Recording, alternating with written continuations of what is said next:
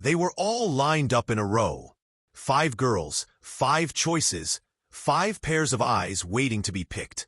The air in the room was thick with judgment, whispers curling through the crowd like smoke. Everyone wanted the same thing. The shiniest prize, the prettiest smile, the one that looked flawless under the harsh lights. It was like a game to them, a spectacle. They weren't choosing people. They were choosing trophies. I stood there, watching. Each of the girls had been carefully prepared. Dresses ironed, hair done, faces powdered just enough to hide what they wanted hidden.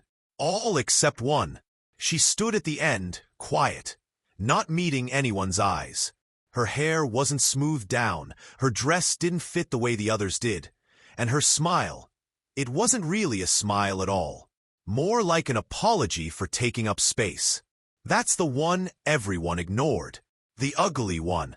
The one nobody wanted to be seen with. And every time a hand reached past her to choose another, you could hear the laughter bubble up. Small chuckles at first, then bolder, louder, like a wave swelling and crashing. They weren't laughing at her directly. They never dared to be that honest. But they laughed at the idea of her, the possibility of someone choosing her. As if she wasn't even a person, just a punchline. I won't lie. For a moment, I felt the same pull as everyone else. It's easy to get caught up in the crowd, to want to belong. My eyes darted to the obvious picks.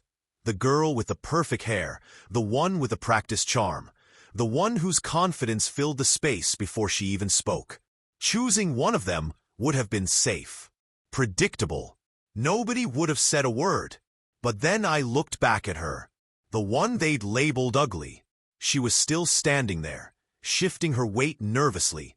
Fingers tangled together like she wanted to shrink herself smaller and smaller until she disappeared. I could almost hear her thoughts. Don't pick me. Please don't make me the reason they laugh again.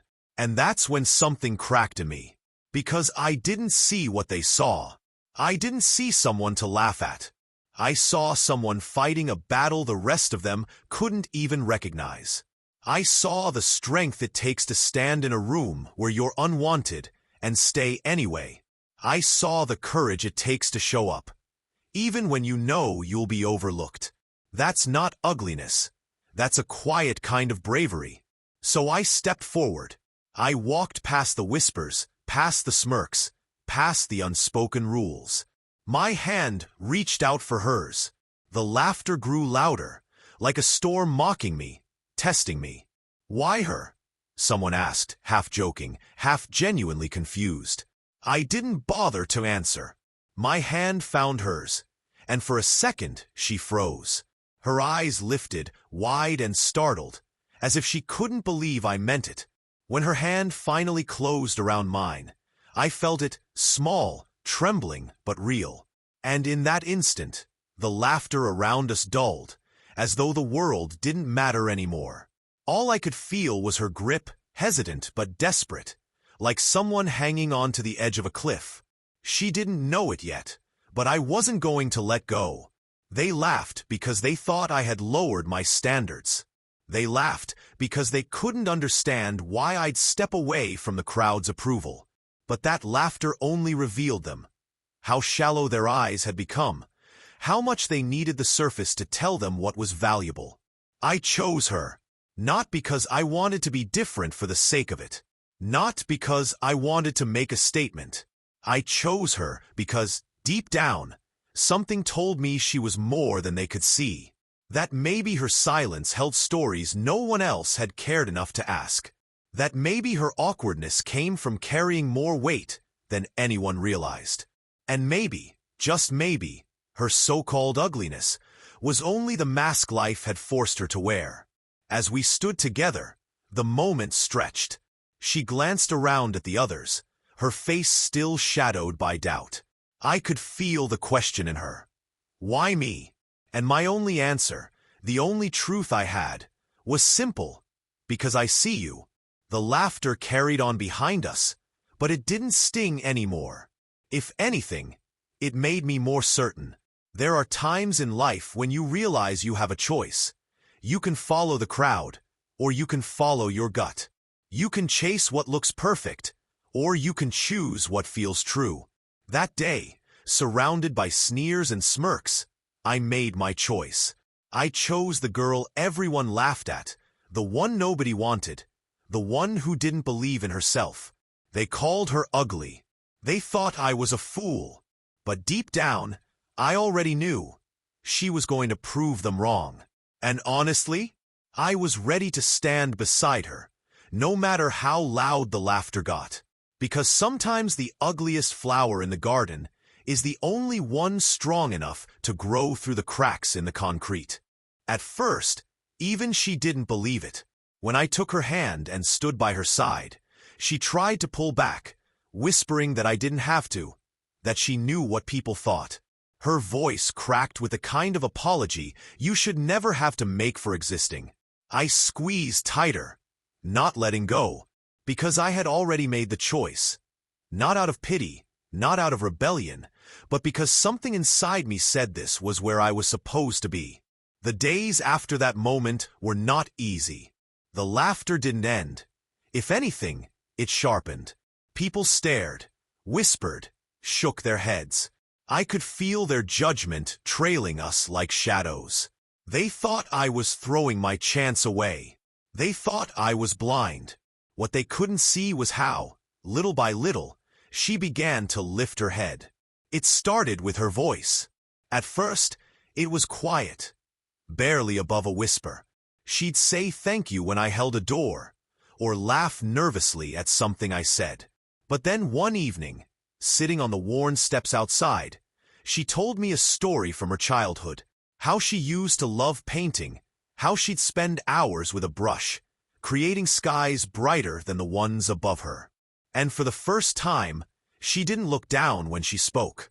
Her eyes lit up, her hands moved as she described colors and strokes. That night, I saw the first spark of who she really was. The more time I spent with her, the clearer it became. She wasn't ugly. She was just someone who'd been told she was, over and over, until she believed it. People had laughed at her so long that she had built walls out of silence, out of doubt. But behind those walls was someone extraordinary. She was thoughtful in ways others weren't.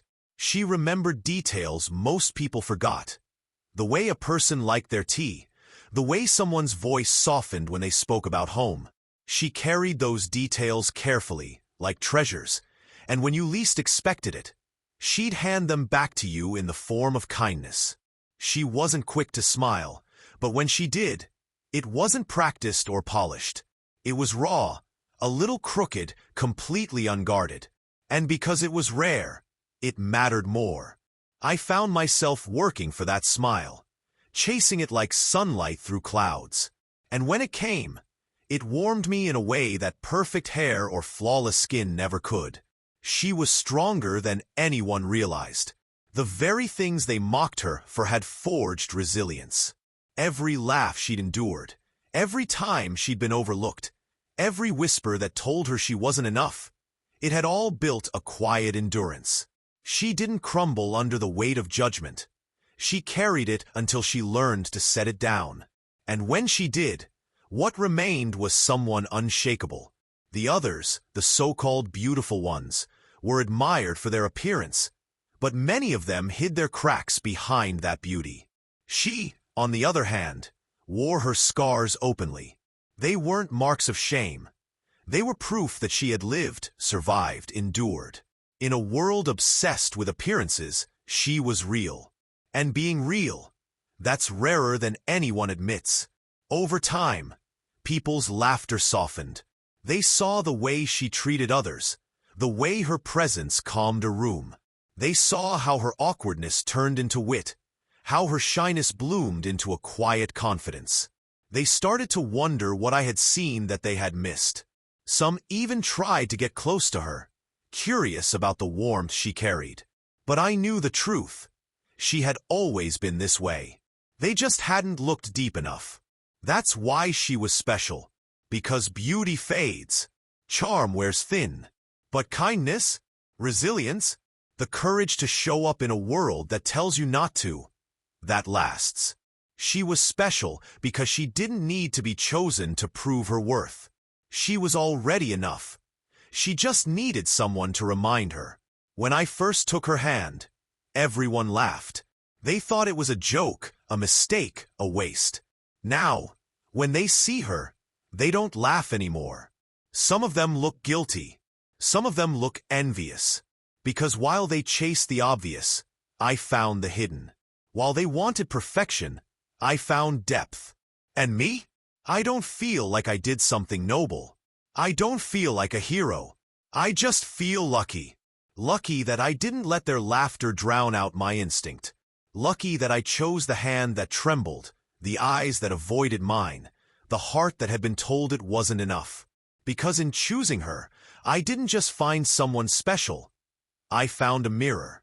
She showed me that the world's idea of beauty is often shallow, and that sometimes the bravest, brightest souls hide behind faces the world refuses to understand. She is special, not because I made her so, but because she always was. And now, when I look back at that moment, when everyone laughed, I smile. Let them laugh. Let them wonder. Because in their laughter, they revealed their blindness. And in my choice, I found a truth I'll never let go of. Sometimes the ugliest one in the room is the only one worth choosing.